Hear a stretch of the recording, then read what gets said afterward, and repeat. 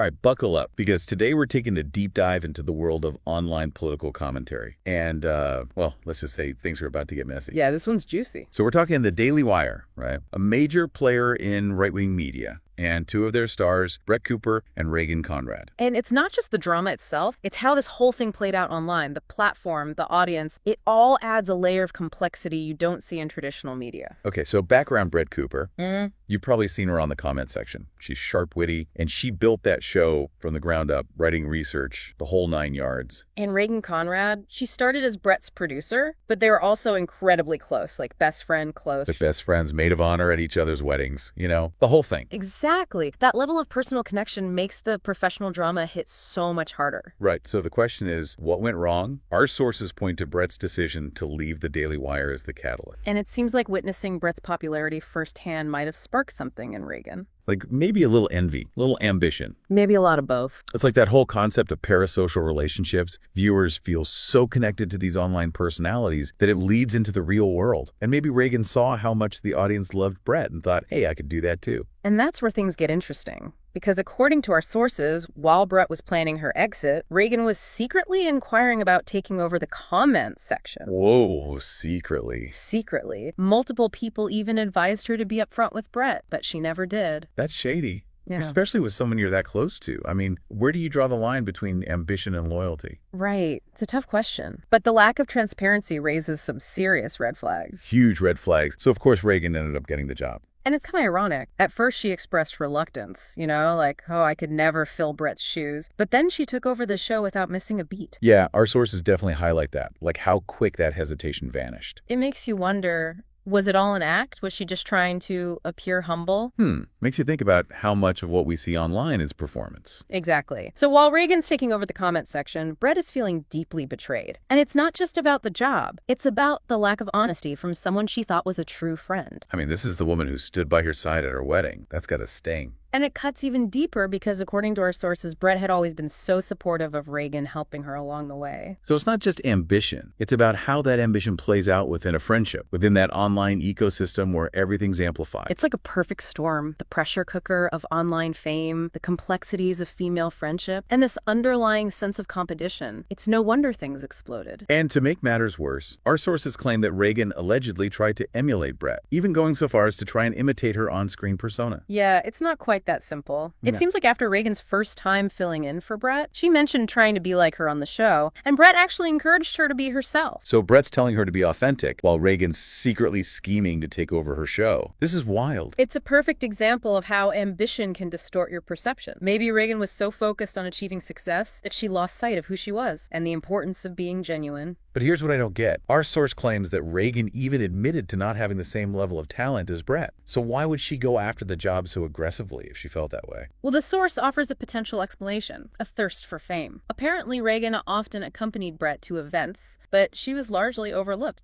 the producer in the bag. So she saw the attention Brett was getting and maybe thought, I want that. And that's a powerful force. In a world where everyone's striving to build their brand and gain followers, it's easy to get caught up in the chase for recognition. It's like that saying, heavy is the head that wears the crown. But sometimes we don't realize how heavy that crown is until we're the ones wearing it. And this story is a perfect illustration of that. It's about the allure of fame in the digital age and how it can impact even the closest relationships. Okay, so let's recap. We've got a friendship fractured by ambition, a power struggle playing out on a major right-wing platform, and questions about authenticity in the age of online personas. What does it all mean? For me, it highlights how these online platforms like the Daily Wire can become breeding grounds for competition and ambition, sometimes blurring the lines between personal and professional relationships. And it makes you think about the price of fame, right? Is it worth sacrificing your integrity and your closest friendships for that kind of recognition? That's a question for each of us to ponder. But what's clear is that this story goes beyond just gossip. It's a reflection of the challenges we face in navigating ambition, friendship, and authenticity in an increasingly online world. It's a lot to unpack for sure, but we're just getting started. We'll be back next time to dig even deeper into the fallout and explore the wider implications of this very public breakup. Stay tuned. Welcome back. It's like we were saying before, this whole Brett and Reagan thing, it's a train wreck you can't look away from. And it gets even messier when you consider the context. The Daily Wire, their audience is deeply invested in these personalities, so it adds a whole other layer of pressure. Right. It's not just about wanting the job. It's about wanting that job Yes. with that audience on that platform. Exactly. And according to our sources, Reagan was very aware of that pressure. She had seen firsthand how intense the scrutiny can be. It's like stepping into an arena. You've got fans, you've got critics, and everyone is watching your every move. And that can be exhilarating, but also terrifying. It can fuel your ambition, but it can also make you second-guess everything you do. So how did Reagan handle all that pressure? Well, our sources say she didn't just take over this show. She allegedly tried to become Brett. Like, she took acting classes to try and emulate her style. Okay, let's pump the brakes on that. The acting classes thing seems to be an exaggeration, but there is this interesting anecdote that sheds some light on Reagan's mindset. Okay, I'm listening. So after Reagan's first time filling in for Brett, she mentioned trying her best to be like her on the show. And get this, Brett actually told her, no, you should be you. Wow, talk about irony. It really adds another layer to the story, doesn't it? Brett's encouraging authenticity while Reagan's secretly scheming to take over her show. It's like she felt she had to become Brett to succeed. That's a good point, because our sources describe how Reagan would go to events with Brett, and she saw firsthand the recognition Brett received while she was basically invisible. Ouch. Yeah, that's gotta sting, to be constantly in someone's shadow, especially when it's someone you're close to. And remember, this is all happening within the Daily Wire, a platform known for its strong personalities and its passionate audience. Right, it's not exactly a nurturing environment. Definitely not. So you can see how all of this could fuel those feelings of insecurity and ambition. It's like they were both caught in this whirlwind and their friendship got swept away in the process. And that brings us to a really crucial point, the impact of the situation on the viewers. Because remember, the Daily Wire's audience is deeply invested in the lives of these personalities. Right, it's not just watching a show. It's like a parasocial relationship. Exactly. So when something like this happens, it's not just behind-the-scenes drama, it's a betrayal of that relationship with the audience. So what you're saying is content creators need to be more aware of those blurred lines between the personal and the professional. Absolutely. Because actions have ripple effect, and those ripples can spread far and wide. Okay, so this whole thing raises a lot of questions about loyalty, ambition, and the price of success, especially in a world where your online persona is so intertwined with your real life. And it makes you think about the responsibility that comes with having a platform. When your audience feels so connected to you, your actions have a much bigger impact. It's a reminder that success achieved through deception or betrayal, it just doesn't feel right. It feels hollow. True success has to be built on integrity and genuine connection. And that's something that seems to be missing in this story. So now that we've explored the fallout and the impact on the audience, what about Brett and Reagan? Is there any hope for reconciliation? That's hard to say. Our sources don't really give us any insight into where the relationship stands now, but they do emphasize the deep sense of betrayal that Brett felt. Yeah, betrayal from a close friend, that's tough to overcome. It's important to remember that forgiveness and reconciliation take time and a lot of introspection.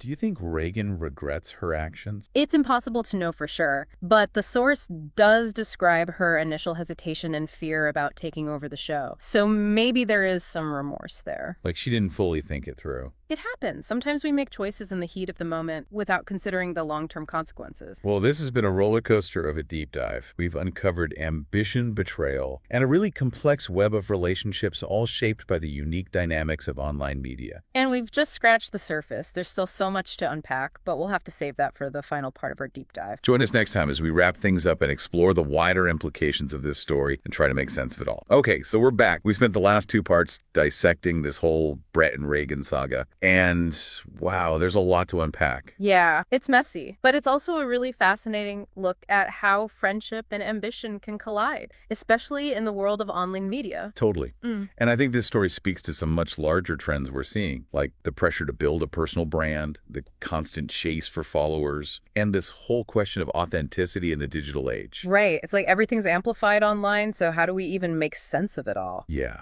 that's the big question. Yep. So let's shift gears a bit and think about the bigger picture. What can we learn from this whole Brett and Reagan situation? Well, for starters, communication is key. I mean, if Reagan had been upfront with Brett about her aspirations, maybe things wouldn't have gotten so out of hand. Right, like maybe they could have worked something out, or at least avoided that whole betrayal thing. It's not a guarantee, but open communication, especially when you're dealing with friends and professional ambitions, it can make a huge difference. And this whole situation makes me think about how easy it is to get caught up in that online fame game. You know, Reagan saw Brett's success and the attention she was getting, and maybe she felt like she was falling behind. It's like that saying, keeping up with the Joneses, but it's on steroids in the online world. Likes, comments, follower counts, it all feeds into this need to constantly achieve more, be more visible, be more successful. And that can be so toxic, especially when you're comparing yourself to someone you're close to. Yeah, it breeds resentment and envy. So for all the content creators out there, It's a reminder to be mindful of your ambitions and how they might be affecting those around you. And it's about defining success on your own terms, not based on someone else's metrics. Exactly. Are you building something you actually care about? Or are you chasing someone else's version of success? That's a tough question, but it's an important one. And for the viewers out there, I think this whole saga highlights the importance of being a little more critical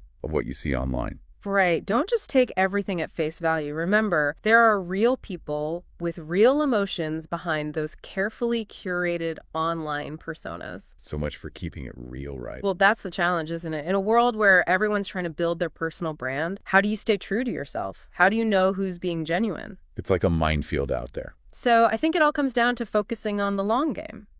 Building a sustainable career or platform takes more than just chasing trends and viral moments. It's about building trust with your audience, staying true to your values, creating something that actually means something. And that takes time, consistency, a willingness to be vulnerable. It's not always easy or glamorous, but it's the path that's most likely to lead to real success. So looking back at this whole Brett and Reagan thing, what's the biggest takeaway for you? Well, it's definitely a reminder that the online world can be a double-edged sword. On the one hand, it's a powerful tool for connection and community, but on the other hand, it can also fuel a lot of insecurity competition and a pretty distorted sense of reality. It's like we said before, keeping up with the Joneses, but on steroids. Exactly. So I think the key is to stay grounded in your own values, be mindful of those pressures, and remember that true success is about more than just likes and followers. It's about building something meaningful and authentic, both online and offline. Couldn't have said it better myself. Right. So that wraps up our deep dive into the world of Brett Cooper, Reagan Conrad, and the messy intersection of friendship and ambition in the age of online commentary. It's been a wild ride. We've explored the drama, the ethical dilemmas, and the wider implications for everyone involved. Thanks for joining us. We hope you learned something along the way. And most importantly, we hope you'll keep these insights in mind as you navigate your own online journeys. Until next time, stay curious, stay critical, and stay true to yourselves.